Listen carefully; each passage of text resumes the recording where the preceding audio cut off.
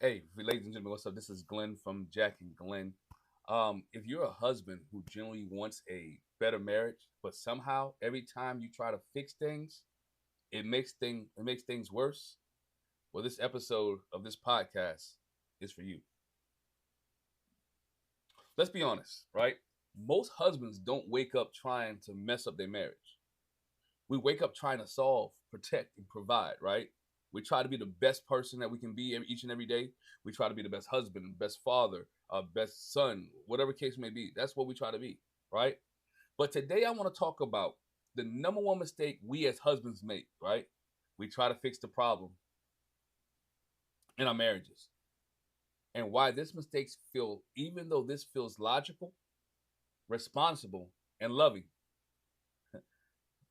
but most times, if we're really honest with ourselves, it often creates more distance instead of connection. Here's the tension, right? What makes you an effective worker? What makes you an effective leader? What makes you an effective problem solver, right? Can quietly make you ineffective at emotional connections, right? We fix problems all day, right? Whatever we do for a living, we fix problems. That's our nature. We fix things, right? And our marriage sometimes don't need to be fixed. It creates an emotional disconnection, right? Here we go, right? The first mistake, right? The number one mistake we as husbands make is this: we try to fix problems instead of understanding our spouses. Plain and simple. We try to fix everything and we don't understand. All right, when your wife brings you an issue, I want you to think about it. Your mind immediately goes into what? I got it. Because mine goes there too. Used to go there, right? It is fixed mode, right? What's the solution? How do I stop this thing from happening again? And what is the fastest way I can resolve this problem? What is the fastest way I can resolve this problem? Maybe get back to watching TV or get back to working on a car or going back to watching the game. We try to fix the problem and solve it as quick as possible so we can go back to doing what we were doing or just being there. Guess what? That instinct that we have as men, that's wrong, right? That's how we wired though, but it's wrong, right? We're generally solve orientated, right? Especially under stress. We move towards control, clarity, and closure quickly. But here's where the disconnect happens, right? And trust me, the profession I have or the profession I'm in, coaching, I'm used to solving things quickly, right? If a kid fumbles the football, we got to go to the next play. Or if I'm coaching wrestling and a kid gets on his back or a kid misses a takedown, I'm trying to correct it or correct it quickly so he can get back to his feet or she can get back to their feet and be stable. All right. So again, my profession calls me to solve problems quickly, and I had to realize it doesn't do that at home. All right. Um,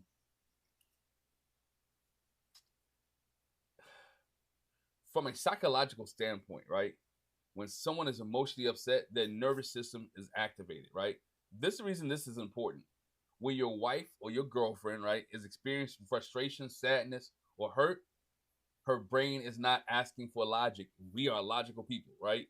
Hey, we want to fix logic. She's not asking for logic, right? She's asking for emotional safety.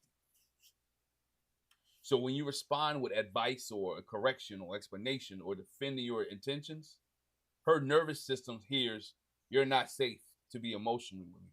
Like you're not safe to be. You don't hear me. You don't understand me, right? And you find yourself saying, "That's not what I meant," right? You find yourself saying, "That's not what I meant." And this is why we often say, "I don't understand. I'm just trying to help." Right? I'm just trying to help you. And she says, "You're not listening."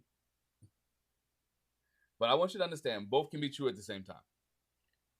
All right. Let's draw an example, right? Your wife says, "I feel like I'm doing something." Your wife says, "I feel like I'm doing everything around here by myself." Right? You hear you're failing. You hear, "Dang, I just took out the trash." When your mind goes like, "I just took out the trash. I just did the car. I just put gas in the car." That's so we respond. That's not true. I work all day. I help when you ask. You should have told me something. You should have said something to me. all logical, right? All logical defenses, all accurate. I defended, but emotionally, she wasn't presenting a case. She was presenting her feelings. She was telling you how she felt, and we go into defense mode. Like she's accusing us of not doing um, any work around the house. She accused us of not making everything perfect because we fall in the trap of trying to make things perfect. All right, I don't think I said this before. I've been married for 24 years. All right, so some of these things that I've experienced, right? I'm talking from experience, right? I'm not here to correct anybody. I'm just talking from experience. Just wanted to share with husbands who go through things. Should have said that at the beginning, but hey, man, I'm just these videos are just like therapeutic things. I just want to talk about things that I see happen to other men that I deal with on a daily basis, right? Um, this is where uh, this is the Bible tells us this, right? Because I got to put scripture here, right?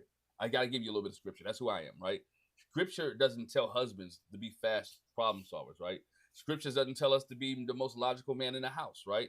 But what the scripture does say is this: be quick to listen, slow to speak, and slow to become angry, right?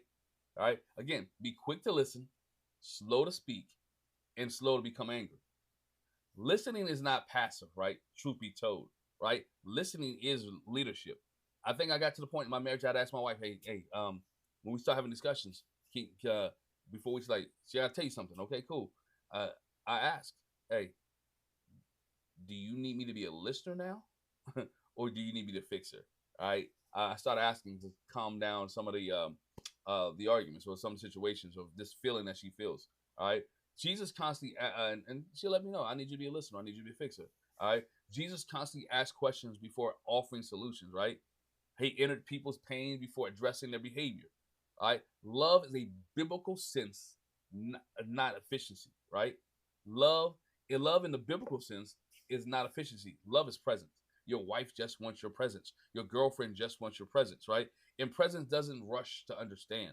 Sometimes I know we live in a day and age, man. The game, hit pause on the game. You can go watch it. Nobody is else around the house, right? Hit pause. Hey, let me listen.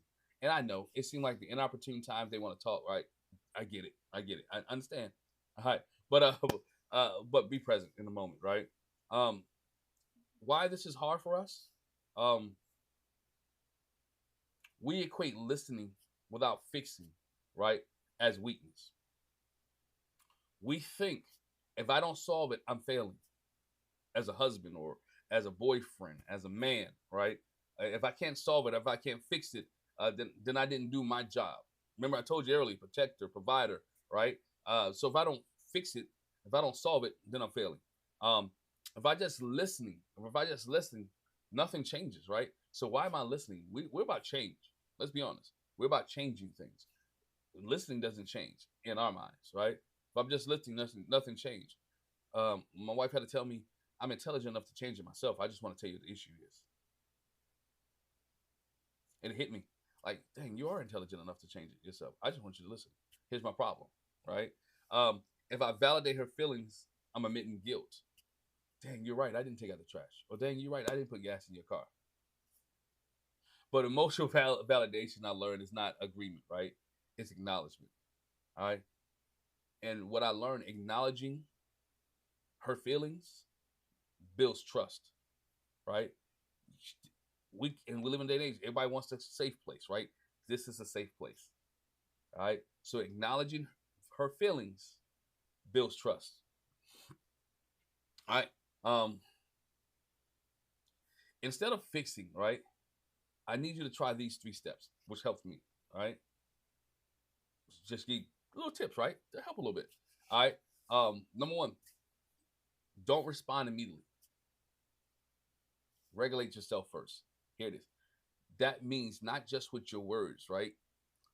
But with your face. You know the song? It's written all over your face. You don't have to say a word. All right.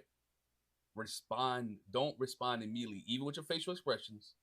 Regulate yourself first. Right. Number two, let's reflect. Right. After number one, just pause. Number two, let's reflect. Um, say something like, "Hey, it sounds like you're feeling overwhelmed and alone." Right. It's not defending, not explaining, just reflecting. Right. It sounds like you're feeling overwhelmed and alone.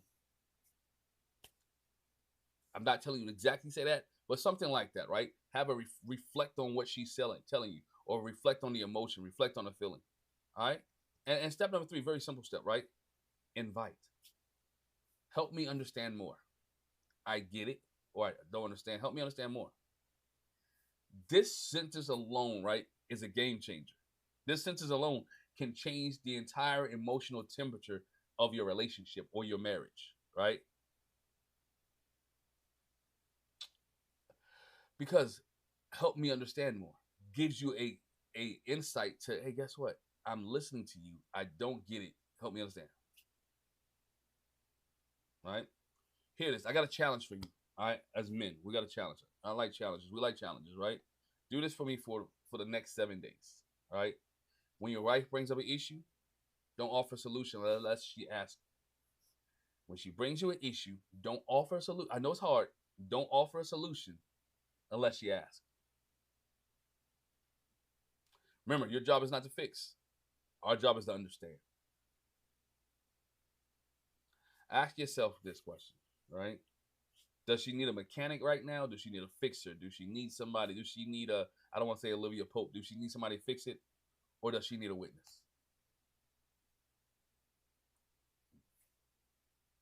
That's a question to ask, right? Strong husbands, strong men are not the ones who fix everything, right? We're the ones who create safety. We're the one that creates safety. And when we create safety and when we are present, the intimacy grows, the trust deepens, right? And problems become more easier to resolve. Not just us resolving them, but us resolving them together, right? Do me a favor, right? If this episode helped you, share it with another husband, another brother, another friend, another cousin, right? Who's trying to get it right.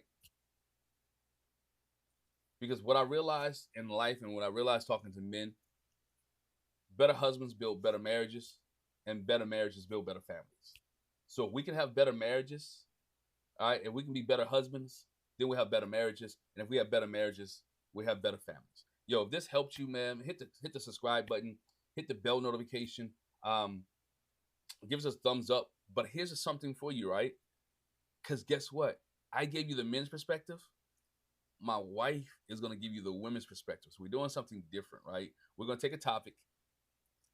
I'm going to give the men's perspective. She's going to get a women's perspective. So if you want to share it with your wife, you can. Make sure you subscribe to this channel, right? Because you'll get both perspectives, from the perspective from the man and the perspective from the woman. So look forward in a couple of days. I appreciate you once again. Better for husbands build better marriages, and better marriages build better families. Talk to you later.